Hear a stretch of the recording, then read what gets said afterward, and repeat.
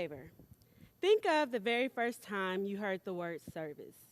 Then think of how you serve or are of service in your communities and in the world today.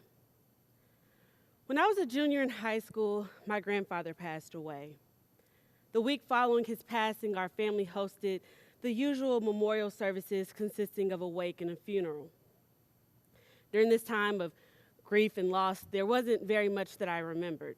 In fact, there wasn't very much I wanted to remember.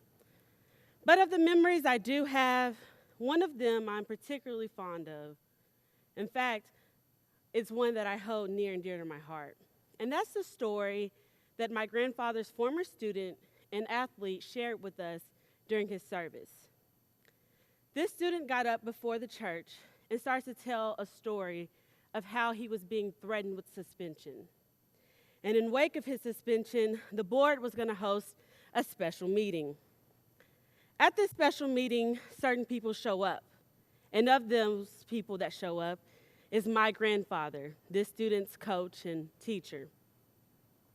My grandfather not only shows up for this student, but he actually goes to advocate before the board for the student.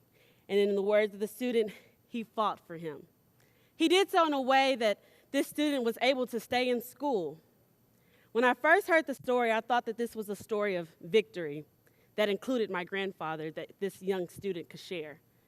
But then I soon realized that with that story and all the other stories that everyone shared, and even some of the stories that I had heard before my grandfather's passing, all of that meant one thing and outlined one thing for me. And that was that my grandfather had lived a life of service, that he was dedicated to living a life of service. At that time, I started to ask myself, what is service? What does it mean to be a person or to live a life of service? And what exactly was I passionate about, therefore I could serve in that capacity? Because let's face it, I was a 17-year-old teenager who thought I knew everything, and everything I was involved in I was passionate about. Well, that turned out not to be true. A year later, I went off to college, and I enrolled in Prairie View A&M University. Upon my arrival on campus, I saw the hundreds of activities and organizations I could throw myself into, literally. But I promised myself we were going to take some time. We were going to secure a good GPA, one that could maintain our scholarship and also one that I could apply to law school with in a few years after graduation. Once I had done that, I told myself that now it was time to approach this idea of going out and becoming involved on this campus. Before I could go out and seek some of those opportunities, one came to me. And that was the opportunity of becoming precinct chair. I did not know what a precinct chair did. I knew of them, but not of their duties. I quickly found myself being appointed a week before Christmas break. And with this appointment, I knew that there were greater challenges that were going to come. But of those great challenges, I thought that they might have been the fact that I was one of the youngest ones in the nation to ever be named precinct chair. Or in fact, that I was the first one to do so in this particular precinct. But I found that the greatest challenge of it all was in the idea that I was going to be precinct chair, given the duty within this role to organize and mobilize 9,000 plus Black and brown students at a historically Black college and or university. That university sits within a county that has spent the last 5 decades doing everything that they could do to severely suppress these students' votes. And here I was now to organize and mobilize them. I soon discovered my passion and how exactly I was going to spend a life of service. And that was through my activism and my call to advocacy. Service sounds like a simple task. At this moment, many of you are thinking in your heads how you serve this year, or how you've served so far in your lifetime. But I want us And I challenge us to think of service in a different way, in a different light. Service is not you volunteering to feed the homeless every year. And it's not you going to donate your old, used clothes that you no longer wear or no longer want to a clothes drive at your child's school. Service is something that requires us to make, one, a lifetime commitment to do. It's a continuous commitment. It's not one and then done.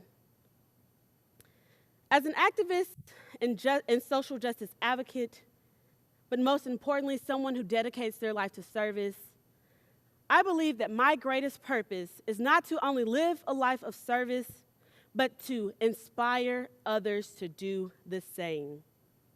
You, and you. Service sounds like this simple task. And I think for a minute, I thought so too. With our efforts of committing to service, we can create a domino effect. A domino effect that requires the person that comes after us and the generations after us to do the same. How do we do it? Ask yourself these three things. First, what are you passionate about? Second, what inspires you or who inspires you? What's your inspiration?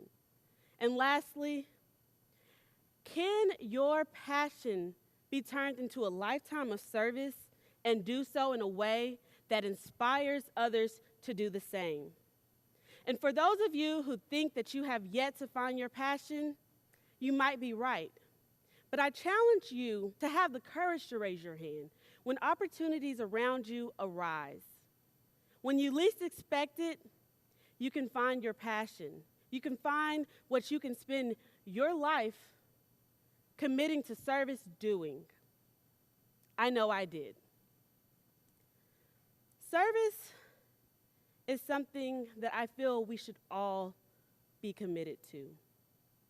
We should all inspire the generations behind us that come after us to do the same. I know that I never intended to be an activist, but I know that through my role of activism and advocacy, I can push the envelope of injustice and equality for every person that it has been denied, for every marginalized, underrepresented, overlooked person and community.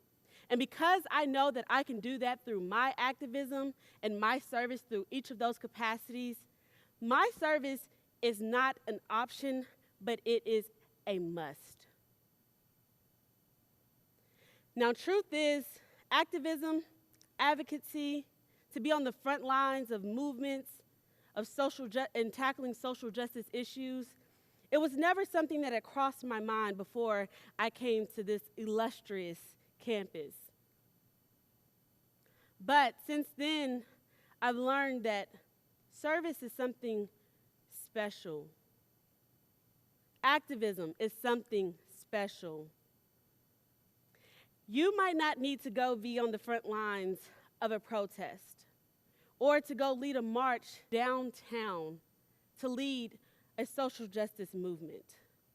But you might need to do something in this world for the greater good, for the generations that are to come, that no one else knows that it needs to be done. Or you might be passed the baton and continue the fight for whatever it may be that needs change, and you can lead it. How can you serve? Thank you.